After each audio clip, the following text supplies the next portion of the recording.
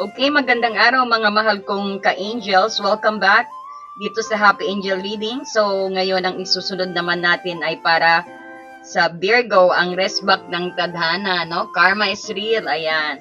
So, aalamin natin sa reading na ito kung paano kumikilos ang timbangan ng katarungan, no? Universal Justice, ayan, para sa iyo Virgo. So Virgo, titignan natin kung paano ibinabalik ng universe ang karma sa mga taong nanakit, nagtaksil ng gamit at naging inggitero sa iyong sipag, kaayusan at malinis na kalooban, no? Tingnan natin.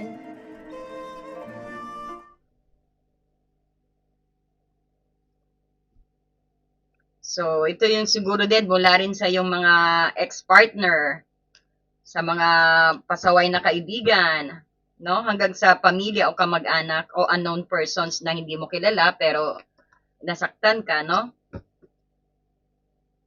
So, titingnan natin kung paano ka babawi at aangat ang ngayong kabanatang na nang susunod sa buhay mo. Ang kabanatang susunod sa buhay mo, nabubulol ako. May nakakaalala. Ayan. So, bago po tayo magsimula, no, please do support Happy Angel Reading po. Mag-subscribe po kayo, especially kung bago kayo. Welcome sa Happy Angel Reading. Pakitap na rin po ang notifications bell, no? At nagpapasalamat po ako sa patuloy na sumusubaybay sa ating Happy Angel Reading na sumusuporta, no? Ayan, pa-like and hype na rin po. Ayan. Kuha tayo ng 5. Plus ito pang mga oracle card, no? Para lalo natin mabunot, no? At magkaroon kayo ng peace of mind. Lalo natin mabunot ang mga hinanakit, ang nakatagong pinaka-root at cause, makikita natin, no? Kung bakit sila naiinggit, makikita din natin. Kung anong sitwasyon ngayon at kung ano ang resback ng universe at kung sino sila, no? Para magkaroon ka ng hint. Sino po sila, Spirit Guide? Sino po sila, Spirit Guide? Ayan, kitang-kita, 3 kaagad lumabas. Meron nag-i-spy sa'yo. Merong may sinungaling na tao. Ayan sila, oh. Isang King of Wands din. Isang Karma. Tignan natin yan.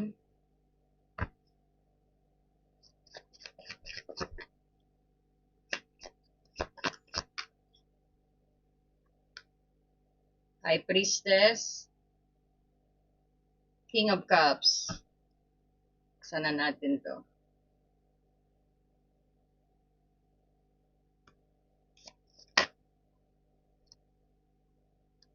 Gawin natin tigda-dalawa, no? Para mas lalo nyong maintindihan.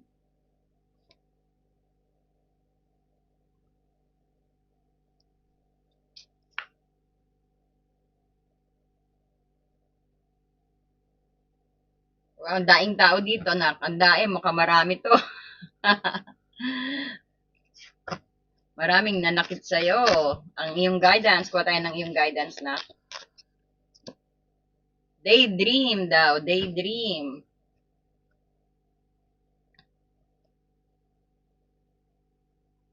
So, sa maliit ang ating ang kuha ng camera maliit. At syempre, ang soul truth, kung saan kayo dapat mag-focus.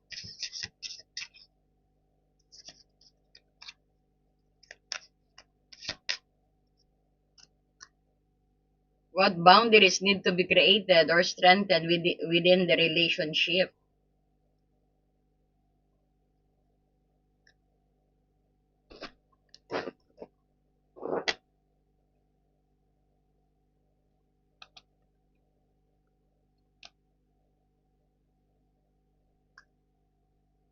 And isa pa po, no? Tapat tayo ng isa. Itong animal spirit. Napakaganda ng mga mensahe ng animal spirit.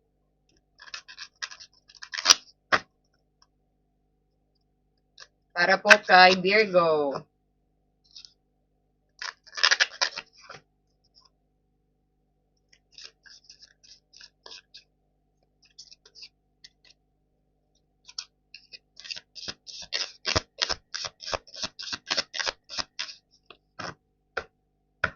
Okay, para kay Virgo. Nightingale Spirit. Ito yung voice, tell what inside of you, no? Pinapakanta ka lang. Sabihin mo lang ang nasa loob mo, parang ganon. O, 41 number, 41 and 5 po. Baka importanteng number yan sa inyo. It could be April 1, importanteng date sa inyo. Maaring may birthday niya na may ganitong nangyari, no? So Virgo, pumasok ka sa energy ng Queen of Swords at Ten of Pentacles. No, itong Queen of Swords, itong dalawa, at Queen of Pentacles. Matalas ang iyong isip, malinaw ang iyong boundaries. At sabihin natin, meron kang ano rito eh.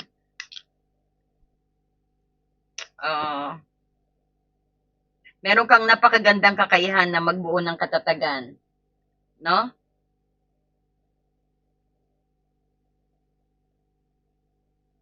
At syempre yung kasaganahan sa pamilya o sa iyong tahanan. So ang iyong sipag at kaayusan ay syempre yung mataas na standard ang naging dahilan kung bakit nakabuo ka ng pang-financial at emotional na security. Subalit ang mismong tagumpay at matalas mong discernment ang kinakatakutan o kinaiinggitan din ng mga taong hindi makasabay sa mataas mong kalidad, no? So yan, inggit din na naman yan, no? So ang the world at ang Eight of Swords dito na is ito yung sabihin natin na ano eh. World at Eight of Swords. Bago mo nakuha ang iyong kapayapaan, actually pinagdaanan mo ang Eight of Swords. Isang panahon kung saan syempre na naramdaman mo na trap ka sa mga maling akala din, no? Ayan yung paninira at mental manipulation ng iba, no? Kumbaga, hindi ka makahindi rin. May takot ka rin na confrontations. So, pinamukha din nila siguro sa'yo na wala kang escape or route. Wala kang ligtas sa kanila, no? Ngunit sa tulong ng the world dito, sa tulong ng world na, sabihin natin, official na nagsara na ang karmic cycle na yan, no? Natapos mo na ang aral sa kabanatang iyon at walang sino man ang makakapagbalik sa iyo sa lumang kulungan ng takot at pag-aalinlangan na parang tingin mo hindi ka makalakalusot. Yeah, kumbaga nag-end na yung cycle na yan, no? Natapos na. So ang panibagong journey mo, natuto ka na. So ang Page of Swords dito in reverse, Wands and the King of Wands at ang Karma. Ito yung sino yung mga nanakit sa iyo actually, no? So, ibinyag dito ng action ng karma at ang tatlong tiyak na grupo na nanakit sa iyo kasama ang kanilang mga zodiac sign, no? Andito ang Aries, Leo, Sagittarius na ex-partner that could be also King of Wands. Sabihin natin isang taong may malakas na ego. Controlling at gusto lagi siyang nasusunod din. So, pumasok siya sa buhay mo na parang isang leader, na parang talagang naging boss siya sa iyo. No, talagang pinahirapan ka. Talagang ginawa ka rin sigurong alila o ginawa kang taga-sunod niya. No? Pero ginamit lang ang iyong Ten of Pentacles dito. Pero ang ginawa niya lang, parang din yung ginamit lang din niya siguro yung Ten of Pentacles mo. Ito yung Happy Family and Abundance, no? Nakita natin na medyo siguro may kaya ka. Iyon yung para sa sarili niyang ambisyon. So, halimbawa, para mas lalo niyong maintindihan, no? Kung pwede na ito ilagay. Para mas lalo niyong maintindihan po, yung nangako siya na magtatayo ka ng negosyo o pamilya, pero nang makita niyang mas organisado at mas nakakaangat ka, so sinubukan niyang actually sirain ang tiwala mo sa sarili mo. No, parang naano sa sa'yo, na-insecure, dahil magandang status ko mo, na-insecure to, itong ex mo. Buti hiwalay na kayo. Insecure siya, no? Kasi magandang status ko mo eh. Talagang sinubukan niyang sirain para yung tiwala mo sa sarili mo para magpa-under ka sa kanya. No? Parang manipulative energy. Narcissist, parang ganon, no? Ayun, yung sa pamamagitan din ng pagiging dominante at pagbabaliwala sa iyong mga suggestions. Binabypass ka minsan. Pero pag kailangan ng pera, hingi naman, no? So, andito rin ang iyong toxic friend na associate mo. May nakita tayo, not specifically na kahit ano naman pong sign, kaya lang mas specific na parang ganun ang energy ng taong nanakit sa inyo, nanira o nainggit sa inyo, no? Parang ganun ang energy ng taong ito, Gemini, Libra, Aquarius. May Page of Swords in reverse tayo dito, itong unang-una. Isang taong immature din ang ano no, isang toxic friends to or associate. Isang sabihin natin mahilig sa pagtagong paninira, ayan, at gumagamit ng chismis para sirain ng iyong pangalan. It's either da sa katrabaho din, no? Halimbawa rin na sitwasyon, no, yung magpapanggap na nag-aalala sa iyo at magtatanong kung tungkol sa iyong mga personal na buhay. Pero chinichismis ka na, no? Pero gagamit na ng sikretong ibinabahagi yan para ipagkalata sa iba yung kung ano yung nalalaman niya na may dagdag pa, no? At may kasamang kasinungalingan. No? Syempre, upang magmukha kang masama sa kanila. Ang sakit ng ganyan, no? Kaya be choosy when making friends din, no? Kasi trending ang mga ganyang tao ngayon, no? Marami akong nakitang nanakit na mga kaibigan. Nag-betrayed sa mga kaibigan, no? Nabasa ko na yung ibang mga karma, panay ganon, inggit, yan, insecure. So, sa family member mo rin, meron, no? Andyan yung mga relative mo. May nakikita kong earth sign at saka fire placement din. Siguro entitled na relative mo rin ito.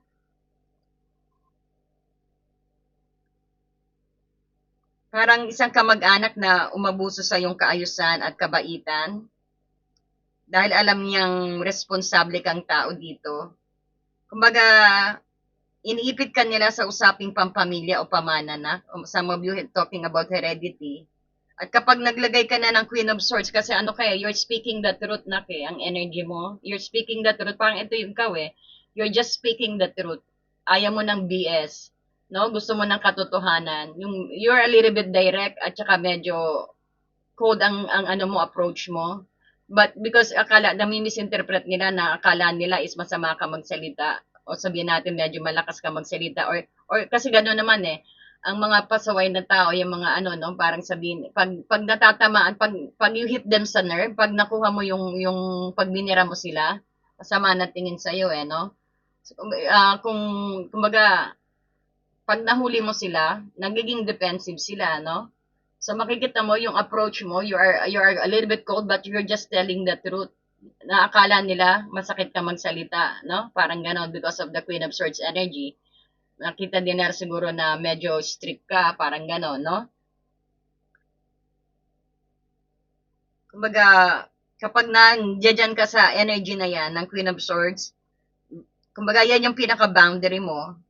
Pag sinabi mo ng no, sasabihin nilang nagbago ka na, at lumaki na yung ulo mo, parang gano'n, no?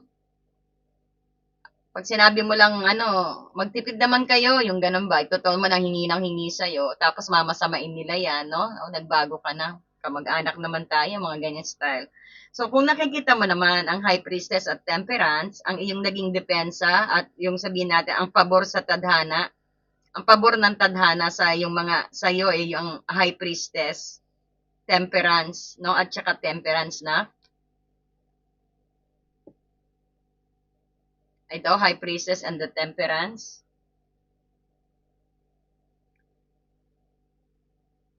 Hindi ka nakikipag-away, which is good thing na, no? O hindi ka nakikipagpatayan sa kanila, hindi ka yung talagang Sometimes nakikipagsagutan ka because you are the Queen of Swords, no? Pero hindi yung you just only speak the truth. Pag nabutata na sila, parang feeling nila talo na sila, no?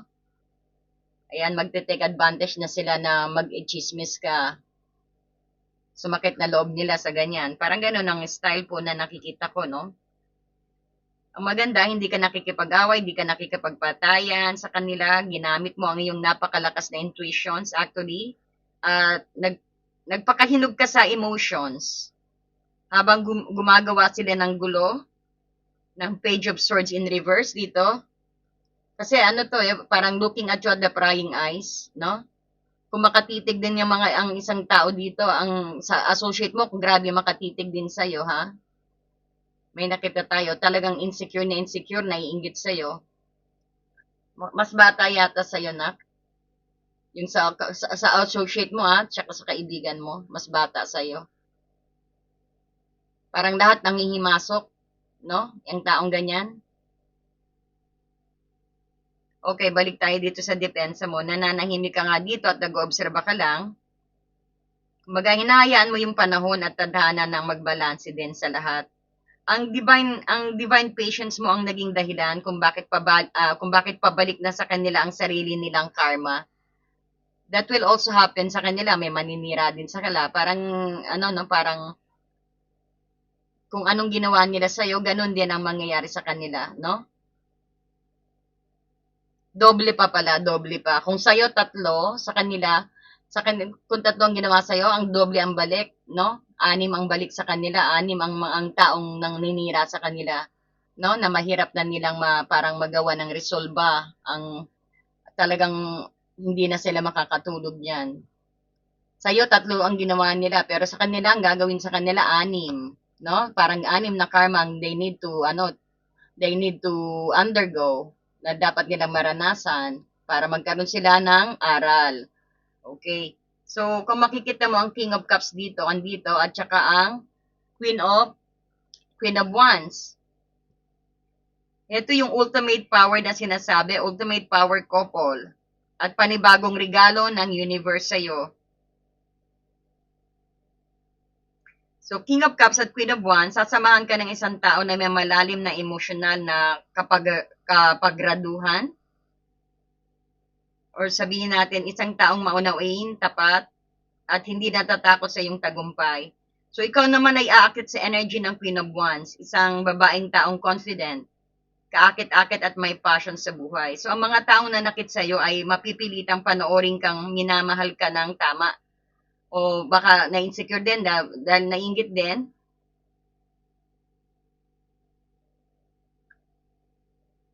Sabihin natin na dahil na ano rin, you're a happy family, mayroon nagmamahal sa'yo, pero akala nila na nagmamalaki ka sa ganon, no? So, at least nakikita natin dito, ang taong nananakit sa'yo ay mapipilitang panoorin ka na someone is loving you truly. At matagumpay na nagtatrabaho sa iyong mga sariling liwanag, who works on your life, no?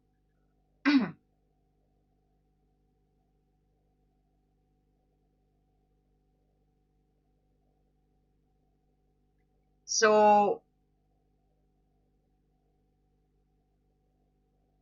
the spirit animal oracle, this is nightingale spirit, no? Kumbaga, love is all around you, ang sabi ni nightingale spirit. Pinapaalala ng nightingale spirit na huwag mong hayaang sarahan ng galit ang iyong boses at puso. May magandang kanta dito at himig na gustong lumabas mula sa iyong kaluluwa. Yung ang pagmamahal ay nakapaligid sa iyo at ang mga ingay na nakaraang paninira ay lalamunin lamang ng masalimuot na magandang melody ng iyong bagong tagumpay, no? So, yan, kagaya dito, marami nagmamahal talaga sa iyo, pinatunayan ng nightingale spirit yan, no? Na lahat talaga, you are surrounded din sa siguro mga family ng husband mo o ng persons mo rin, na talagang very, ano din sila sa'yo, very caring din sila sa'yo. Huwag mong hayaan na sarhan ng galit ang iyong boses at puso. May magandang kanta at himig na gustong lumabas sa iyong kaluluwa. Speak it out. Ikanta mo lang. Huwag kang mahiya. Kapag natingin mong ano, parang, because you're just speaking the truth, being the Queen of Wands. no? Kahit ano pang boses mo, kung anong tono mo, parang gano'n na, parang, so what your soul wants you to know, ito ang, what boundaries? What boundaries need to be created or strengthened within my relationship? So, ang pagiging mabait at matulungin ay hindi nangangahulugan na kailangan mo maging martir din. Ang pag-alis sa mga taong manggagamit sa iyo ay hindi kasalanan. Ito ay act of self-respect na, no? Tandaan mo yan. So, what boundaries need to be created or strengthened? Kailangan mong patibayin ang iyong emotional at informations boundaries. Wag ka nang magbibigay ng masyadong maraming details tungkol sa iyong mga plano, pera at tagumpay sa mga taong may page of swords in reverse energy, no? Wag kang protektahan mo ang iyong personal na buhay at hayaan ang iyong mga resulta na lang ang magsalita, no? Hayaan mo, mas lalo mo silang patayin sa inggit, parang gano'n. Ayan. So, babasahin natin to, no? Ang pinapaalam ng soul mo sa'yo, what boundaries need to be created or strengthened within my spirit? To create more healthy boundaries, we must first get in tune with our own needs, desire, and feelings, and believe we are worthy of them in your relationship. It's essential to know where they end and where you begin. So today's soul's actions, when we separate our energy from others, we gain clarity about what we really want. Then we stop doing things that no longer align with ourselves. If you are an empath, you can still be compassionate towards others without taking on their stuff. It is safe to trust that you are not here to fix anyone, Virgo, no? So today mantra, I have sabihin mo lang to, or you could meditate with this with this today mantra para ma-insert din sa inyo. I have everything I need within me now, and so do they. I am worthy of my needs and I set boundaries. Kaya kagaya nito, pinapaalala talaga yung boundaries mo rin dito, no? Based on what best for me. Kumbaga mag-set ka, yun nga, sabi nga na wag mong masyadong ikukwento lahat nga, especially sa may mga energy ng Page of Swords. Ito din yung sinasabi sa iyo ng iyong soul, no? Tandaan mo 'yan. Baka siguro you're getting excited sa new friends, nakakapagkwento ka na medyo na-overwhelm ka sa pagiging friends, na yung pala kinukuha lang yung loob mo, no? Ayan na, magkukwento ka na ng buhay mo lahat-lahat. No? Tapos ayan pala, chinichismis ka na pala, di ba? So kaya mag-set ka ng healthy boundaries. So ipaalam mo sa kanila na may limitasyon. May limitasyon ka rin, no? Ibig sabihin din, para din sa sarili mo, mag-limit ka rin, no? That is self-respect din yan, no? Ayan, nakukuha niyo po ba? Ayan, and then meron ka ritong daily guidance na daydream. You will more easily hear and receive our message, ang sabi. If you daydream regularly, pag daydream daw po kayo ng araw-araw, o sabihin natin, ikaugali nyo mag-daydream din, no? Dahil mas marami daw kayong ma-receive na message. So, mag-relax and open your mind to receiving without directing your thoughts, no? Just meditate, parang mag-meditate lang po kayo araw-araw, makakasanayan nyo, and yung intuitions nyo, maririnig nyo na nagsasalita, no? Na mas lalong, yung gut feeling mo, mas lalong lalakas, no? Just notice the feelings, visions, or ideas if you were watching a movie. Mag-visualize ka raw, no? This is the seat of creativity to manifest things that you want then. Ayan ang sabi. Mag-daydreaming is really helpful to manifest things, no? At lalo mong at you will gonna be saved dahil naririnig mo yung bulong sa'yo ng iyong high priestess, ng keeper of our intuitions, no? So, mag-daydream ka by meditating, visualizing, no? Marami kang, mas magiging clear ang mind mo pag nag-meditate ka rin, no? Ayan ang sabi sa'yo. Ang daydream din as ang gabay para sa iyo, no? Kumbaga, maglaan ka ng oras para mag-relax din at mangarap ng gising. No? Virgo, palayain ang iyong isip sa mga paulit-ulit na pag-alala sa pamamagitan ng visualizations nga at pagpapanatili ng positibong pangarap. Mas mabilis mong maakit ang mga ang mga sabihin natin mga totoong blessing tamang tao at kasaganaan na para sa iyo, no? Ayan. Pegi naman po ng like and hype dyan, Virgo, at ating viewers, ating new subscribers. Pa-tap na rin ang notifications bell. At like and share po. At hype na rin po sa inyong mga cellphone. Thank you so much and God bless you po. I love you all, Virgo. Ayan.